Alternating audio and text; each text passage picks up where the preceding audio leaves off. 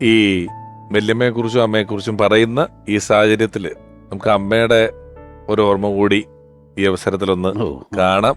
അതിപ്പം എന്തെങ്കിലും ഒരു കാര്യം വിചാരിച്ചു കഴിഞ്ഞാൽ അത് നമ്മൾ പറയുന്നതിന് മുമ്പ് തന്നെ അത് ചെയ്യണം. അതൊക്കെ ഞങ്ങൾ ഒരിക്കൽ ഞങ്ങൾ പോകാൻ റെഡിയായിട്ട് ഒരു സ്ഥലത്തേക്ക് പോകാൻ പറഞ്ഞ് നിൽക്കുകയായിരുന്നു.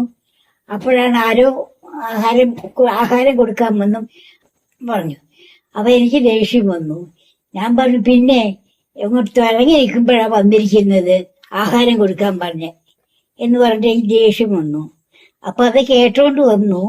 അത് വന്നിട്ട് പറഞ്ഞു, എന്താ ആരാന്ന് ചോദിച്ചോ. ഞാൻ പറഞ്ഞു, ഇപ്പൊ ചോറ് ആഹാരം കൊടുക്കണം എന്നൊക്കെ പോകാൻ. അവന് ആഹാരം കൊടുത്തിട്ട് പോയാൽ മതി, അവിടെ നിന്നൊക്കെ പറഞ്ഞു. അപ്പൊ അതാണ് ആ സ്വഭാവം. അതാണ് പിന്നെ ആദ്യം അവസാനം എന്ന് പറയുന്ന ഒരു ഓർമ്മ ഉണ്ടാവുന്നത് ഞങ്ങൾ എല്ലാവരും കൂടെ വളരെ വളരെ വളരെ കുറച്ച് സമയത്തേ ഉണ്ടാവുള്ളൂ. അതാണ് കുഞ്ഞുണ്ടായിരുന്നു, മോനുണ്ട്. അപ്പൊ എല്ലാവരും കൂടെ ഇങ്ങനെ ദിവസം വൈകിട്ട് ഇങ്ങനെ ഞങ്ങൾ എല്ലാവരും കൂടി ഇരിക്കുമ്പോൾ എന്നോട് ചോദിച്ചു, നിനക്ക് എന്താ എന്നെ പറ്റി എന്താ അഭിപ്രായം നിനക്ക് ഉണ്ട് എന്ന് ചോദിച്ചു. ഞാൻ പറഞ്ഞു, എനിക്ക് പ്രത്യേകിച്ച് അഭിപ്രായം ഒന്നും പറയാനില്ല.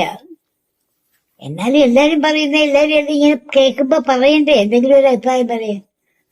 അത് ശരി, അവർക്ക് ഒരു അഭിപ്രായമില്ല, ഒരു വിവരമില്ലല്ലോ. അവരുടെ അഭിപ്രായം പറയാനൊന്നുമില്ല. അവള് പറയും 4 പിള്ളേരുടെ തന്തയാന്ന് പറയും, അതിൽ കൂടെ ഒന്നും ഇവള് പറയില്ല എന്നാണ്.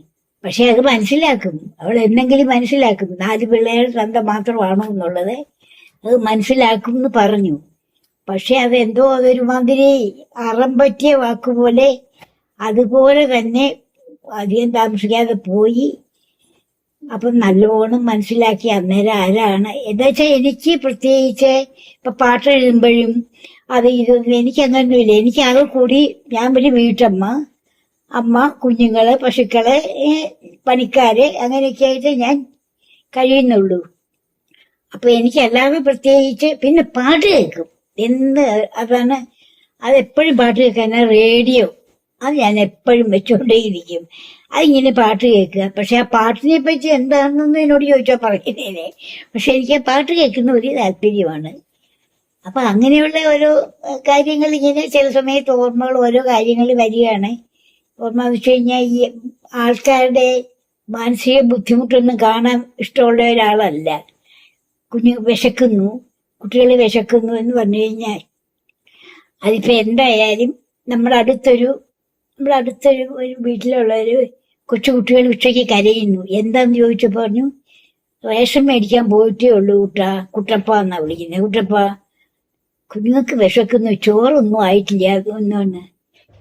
പക്ഷെ അന്നേ എന്നോട് പറഞ്ഞു അടുക്കളയിൽ എല്ലാം എടുത്ത് അവിടെ കൊടുക്കാൻ പറഞ്ഞു. ഞാൻ എല്ലാ ചോറും എല്ലാ കൂട്ടാനും ഒക്കെ എടുത്തു വെച്ചു. നമുക്ക് വെക്കാൻ ആളുണ്ട്, ജോലിക്കാരുണ്ടല്ലോ, ഒരു വെച്ചോളൂ. അങ്ങനെ അതുപോലെ ആരുടെയും വിഷമം കാണാൻ പറ്റില്ല. അങ്ങനെയൊക്കെയുള്ള ഒരു സ്വഭാവമുള്ള ഒരു മനുഷ്യനായിരുന്നു. അമ്മ ഇപ്പൊ പറഞ്ഞൊരു പ്രധാനപ്പെട്ട കാര്യം പറഞ്ഞു, ഇവള് മണ്ടിയാണ്, ഇവക്കൊന്നും എന്നെ അറിയില്ല എന്ന് പറഞ്ഞില്ലേ. അമ്മ ഇപ്പോഴും മണ്ടിയാ. കാര്യം അച്ഛൻ്റെയും എന്റെയും പാട്ട് റേഡിയോ കേൾക്കുമ്പോൾ എന്റെ പാട്ട് കൂടുതൽ ശ്രദ്ധിക്കും, വയലാനം ശ്രദ്ധിക്കില്ല. മണ്ടിയല്ലേ. ഏതാണ് മാർക്കോസ് ചേട്ടാ? നേരത്തെ ചോദിച്ച പോലെ നമുക്ക് നിറകൂടം തുളുമ്പി വേണമെങ്കിൽ പാടാം, കുഴപ്പമില്ല. നല്ലൊരു പാട്ടാണ്. നല്ല നിറകൂടം തുളുമ്പി നിന്റെ തിരുമുഖം തിളങ്ങി, നിലാവേ നിലാവേ നീയൊരു ഗോപസ്ത്രീ, നിറകൂടം തുളുമ്പി തിരുമുഖം തിളങ്ങി.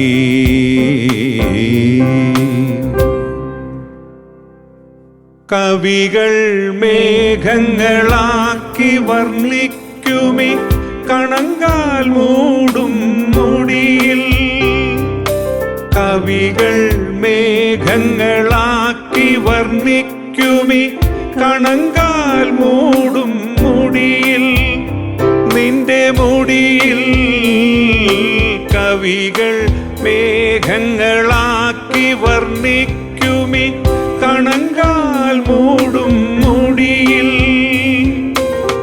സുസ്മേരമദനെ ചൂടി വേഷധാരി സിന്ദൂര പുഷ്പങ്ങൾ നക്ഷത്രങ്ങളോ നവഗ്രഹങ്ങളോ നിന്നെ സ്നേഹിച്ച കാർവർണ്ണനോ